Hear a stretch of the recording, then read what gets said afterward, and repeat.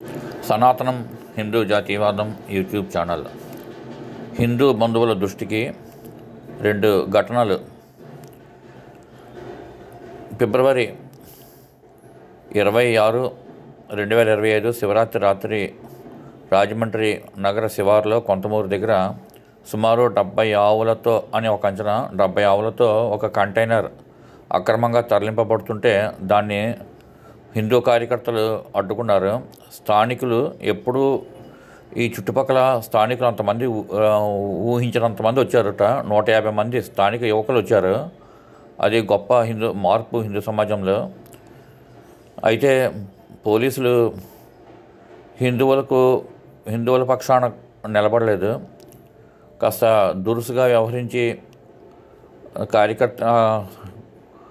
గుమిగూడినటువంటి దానికి వ్యతిరేకంగా నిరసిస్తున్నటువంటి హిందువుల్ని తరిమేసి ఆ లారీని పంపించారు, ఆవుల కంటైనర్ని పంపించారు. సరిగ్గా వారం తర్వాత నిన్న అనగా 5 మార్చి 2025 బుధవారం రోజున కూడా రాజమండ్రి శివారు మరోవైపు రాజానగరం దగ్గర కూడా మరో కంటైనర్ పట్టుబడింది. అయితే అదృష్టవశాత్తు ఈ కంటైనర్ని వాళ్ళు తరలించలేదు, దగ్గరలో ఉన్న ఒక గోశాలకు పంపించారు. ఇక్కడ ఒక ముఖ్యమైన విషయం, దారుణమైన విషయం ఒకటి ఏంటంటే, శివరాత్రి రాత్రి కొంతమూరులో పట్టుబడిన కంటైనర్ యొక్క వాహనం నెంబరు సరిగ్గా వారం తర్వాత నిన్నటి రోజున దొరికిన మరో అక్రమంగా తరలిస్తున్నటువంటి లారీ కంటైనర్ యొక్క నెంబరు 2 ఒకటే. కానీ విచిత్రం ఏంటంటే రెండింటి వాహనాలు వేరు, కానీ వాహనం యొక్క నెంబర్ ఒకటే అని 2 ఘటనల్లోనూ పాల్గొన్న కొంతమంది కార్యకర్తలు చెప్పారు. వాటికి సంబంధించి ఎస్పీ ఆఫీసులో ఒక మెమోరాండం ఇచ్చారు. అందులో ఏమున్నాయో చూడగలరు. ఇది అయిన తర్వాత రెండింటికి సంబంధించినటువంటి విజువల్స్ కూడా ఉన్నాయి. హిందూ సమాజం చైతన్యవంతం అవ్వడానికి, గోవుల రక్షణకి, మనకి ఇలాంటి జరుగుతున్న విషయాలన్నీ కూడా మనం గమనించాలి. వీటిని ముందుకు వెళ్లకుండా ఉండాలి అంటే మనం ఏం చేయాలి? ఆవుల పోషణకి తగిన వ్యవస్థలు ఏర్పాటు చేసుకోవాలి, రక్షణకి సంబంధించిన వ్యవస్థలు ఏర్పాటు చేసుకోవాలి. జరుగుతున్న విషయాలన్నింటినీ కూడా మనం గమనించుకుంటూ తదనుగుణంగా మన మార్పు చేర్పులు కూడా సమాజంలో చేసుకోవాల్సిన అవసరం ఉంది. హిందూ చైతన్య వేదిక రాజమహేంద్రవరం శాఖ 28/2/2025 Rajamahendravaram. To the superintendent of police, తూర్పుగోదావరి జిల్లా, రాజమహేంద్రవరం. మొన్న అనగా 26/2/2025 శివరాత్రి పర్వదినాన సాయంత్రం కొంతమూరు కోలమూరు మధ్య ఆవులను అక్రమంగా తరలిస్తున్న కంటైనర్ని స్థానిక గోప్రేమికులు యువకులు ఆపు చేయగా సంబంధిత ఏరియా సిఐ గారు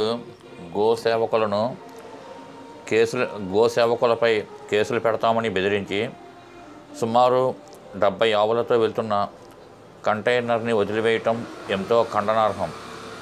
నిబంధనల ప్రకారం వ్యవసాయానికి పనికిరానటువంటి గోవులను మాత్రమే, అది కూడా వెటర్నరీ డాక్టర్ సర్టిఫైడ్ చేసినటువంటి గోవులను మాత్రమే తరలించడానికి అర్హత కలిగి ఉంటాయి. కానీ అటువంటి నిబంధనలు ఎవరూ పాటించడం లేదు. వారి దగ్గర ఎటువంటి కాగితాలు ఉండటం లేదు. అయినా కానీ అధికారులు నిమ్మకు నీరెత్తినట్లు ఉండడం, యథేచ్ఛగా వదిలివేయడం, హిందువుల మనోభావాలను ఘోరంగా కించపరచడం మేము ఖండిస్తున్నాము.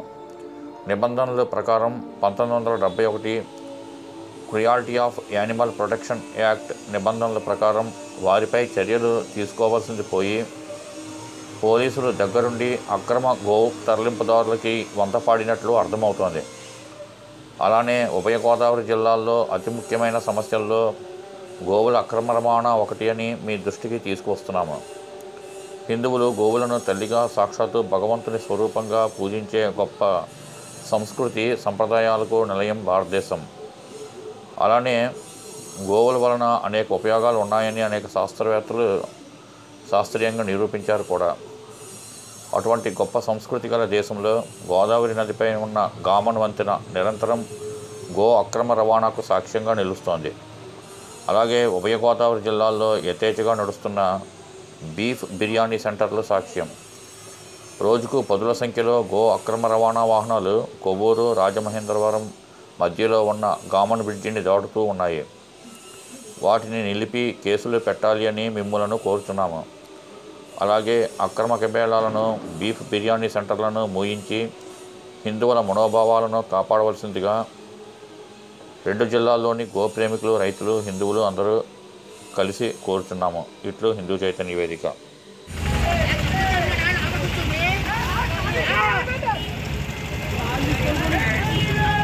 జై శ్రీరామ్, జై శ్రీరామ్, జై శ్రీరామ్, జై శ్రీరామ్, జై శ్రీరామ్.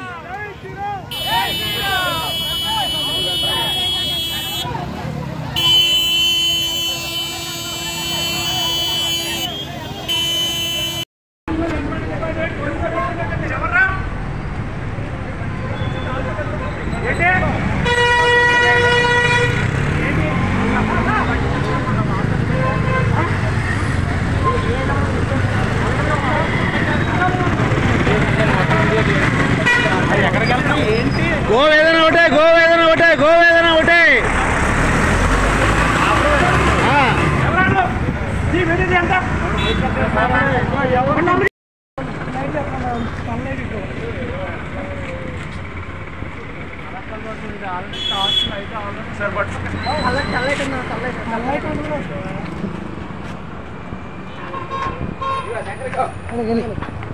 రైట్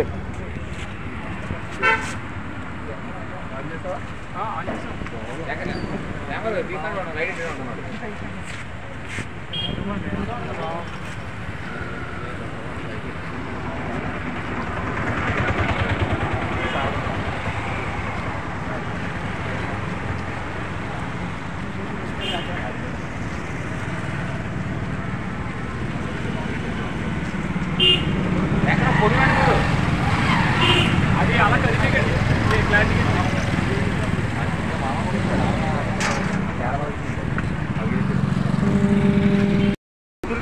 పొదుపున్నా లేకపోయినా దానికి దీనికి సంబంధం లేదు.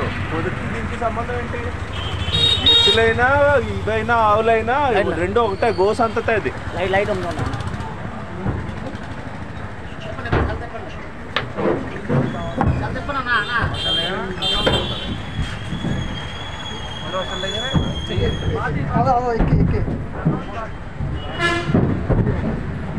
మొత్తం కంటైనర్ కుక్కేరు. ఆవులు ఏ లేకుండా వస్తున్నాయి.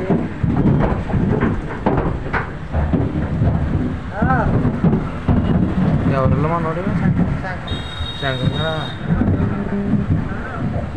వీడిది వీడిది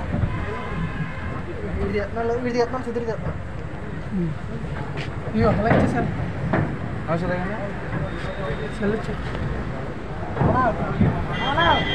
ఫోన్ ఒకనా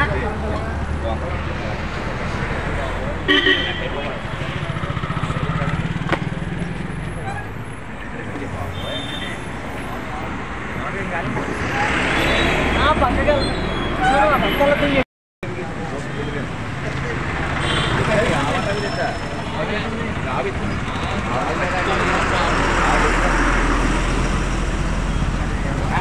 పైన అది సెల్ ఇచ్చిన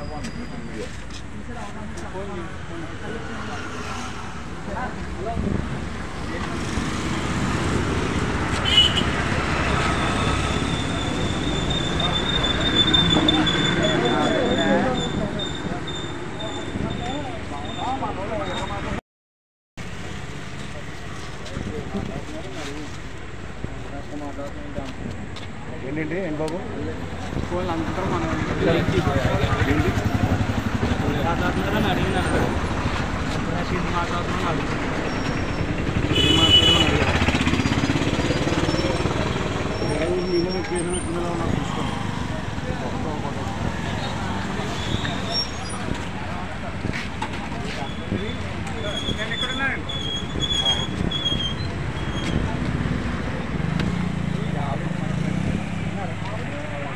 పాత east Godavari and west Godavari ఇక్కడే మాత్రమే గోవులు ఎక్కువ ఉన్నాయి.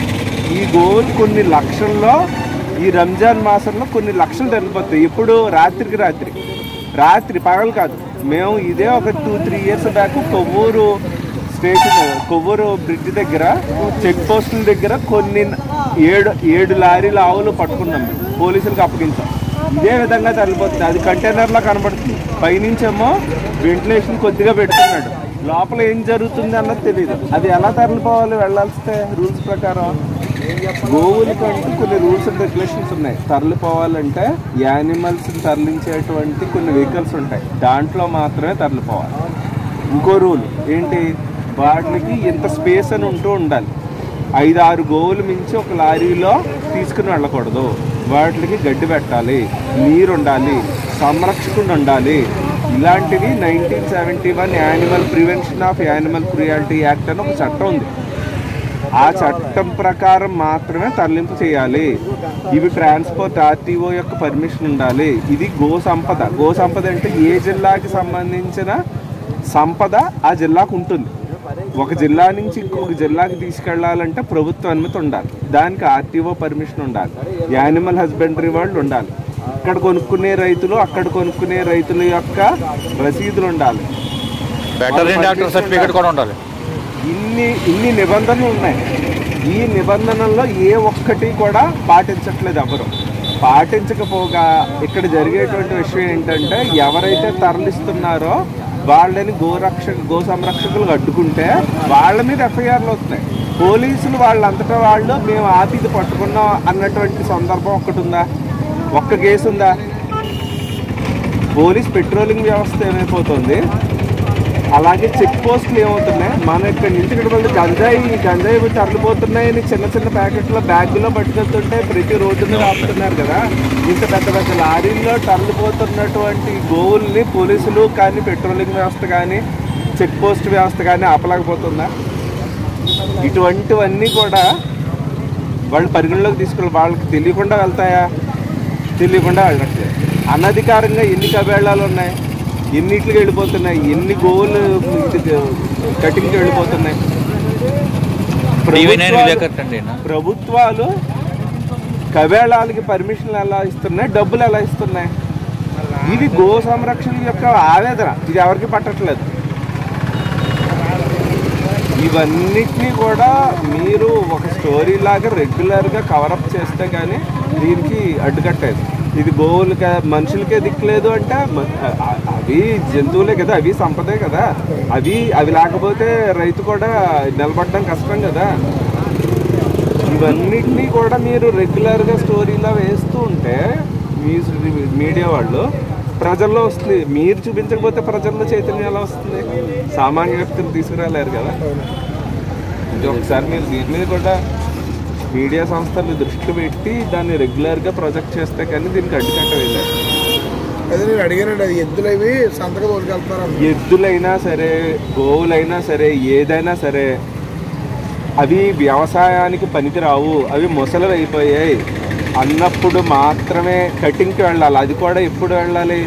ఇది వ్యవసాయానికి పనికిరానటువంటి గోవు అని సర్టిఫైడ్ చేయాలి. ఎవరో పశువులు డాక్టర్, ఆయన సర్టిఫై చేస్తేనే కానీ వాటిని మాత్రమే తరలించాలి. దానికి ప్రతిదానికి ఒక ట్యాగ్ ఉండాలి. ట్యాగ్ ఉందా? ట్యాగ్ లేదు. ట్యాగ్లు ఏవైపోయి పీకేశారు అంటే అవి ఎవరి రైతులు ఎక్కడ కొన్నారు ఏంటి అన్నది తెలియట్లేదు. తెలియకుండా ముందు జాగ్రత్తగా ట్యాగులు తీస్తారు. ఏంటి విషయం? ఆ గోవులను పట్టుకున్నారండి. గోవుల్ని పట్టుకున్నటువంటి ఒక స్వామీజీ, కిందసారి వచ్చిన స్వామీజీ, అలాగే ఒక సుబ్బలక్ష్మి అనే ఒక ఆవిడ, హిందుత్వం కోసం హిజ్రా ఒక ఆవిడ, వాళ్ళు ఆపినందుకు వాళ్ళని ఎఫ్ఐఆర్ వేస్తారండి. ఆపారు మిమ్మల్ని, మీరు ఎవరు ఆపడానికి? ఏదో తిమ్మని మెడలో వేసుకుని ఆపుతాం అంతే కదా. ఆపడానికి ఏదో రైట్స్ ఉండాలని మీరే ఇస్తే ఆపుతాం పని. అలాగే సోము గారు పంపారు, ఈ ఆఫీస్ నుంచి ఫోన్ వచ్చింది కదా, ఏంటో కనుక్కుంటాంటే మన వాళ్ళు ఏదో పగలు కొట్టేశారు అద్దాలు. అది అదే శుక్రవారం మేము ఎస్పీని కలిసామండి.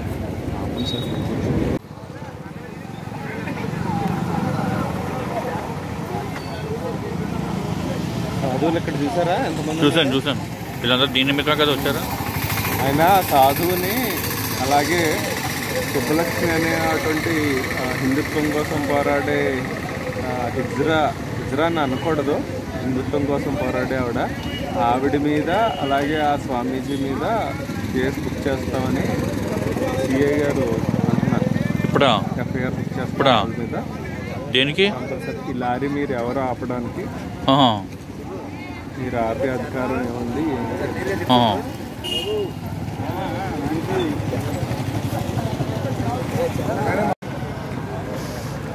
5 మార్చి 2025 బుధవారం రాజానగరం పోలీస్ స్టేషన్ పరిధిలో ఆవుల లారీని పట్టుకోవడం కొంతమంది కార్యకర్తలు పట్టుకున్నారు. సరిగ్గా కిందటి వారం శివరాత్రి అయింది. ఆ రోజున కూడా కొంతమూరులో ఒక లారీని ఇలాగే పట్టుకున్నారు. అప్పుడు స్థానికులు 100 మంది నుండి 150 మంది వరకు స్థానికులు హిందువులు స్వచ్ఛందంగా వచ్చి ఆందోళన చేశారు. అయినా పోలీసులు ఆందోళనని పట్టించుకోకుండా అవతల పక్షం మీద ఏకపక్షంగా నిలబడ్డారు. హెవీ లోడ్ అన్న ఒక కారణం మాత్రమే చూపించి కేసు పెడతామన్నారు. మరి ఈ వ్యవహారం ఎటుపక్క మళ్ళుతుందో చూడాలి.